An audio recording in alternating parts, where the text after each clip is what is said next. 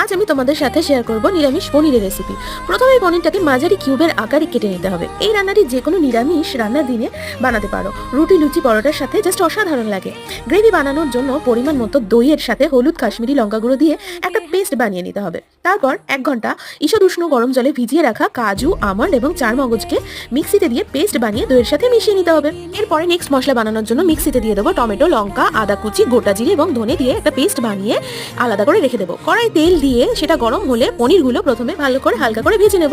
এরপর ওই তেলে কিছু গোটা মশলা দিতে হবে, যেমন তেজপাতা, জিরে, শুকনো লঙ্কা, লবঙ্গ, গোলমরিচ, জায়ফল, ছোট এলাচ এবং দারচিনি। এরপর গ্রেভিতে রং আসার জন্য সামান্য হলুদ, কাশ্মীরি লঙ্কা গুঁড়ো এবং অল্প পরিমাণ চিনি দিয়ে বাটনা পেস্টটা দিয়ে দিতে হবে। পরিমাণ মতো লবণও দিয়ে দিতে হবে। মশলা থেকে তেল ছেড়ে দিলে দইয়ের যে পেস্টটা বানিয়েছিলাম সেটা দিয়ে দিতে হবে। তারপর মশলা ভালো করে কষিয়ে নিয়ে পরিমাণ মতো দুধ দিতে হবে। আর আগে থেকে ভেজে রাখা পনিরগুলো ওর মধ্যে দিয়ে রেডি করে নিতে হবে। তারপর গরম মশলা দিয়ে নামিয়ে লুচির সাথে পরিবেশন করো। Subscribe for more.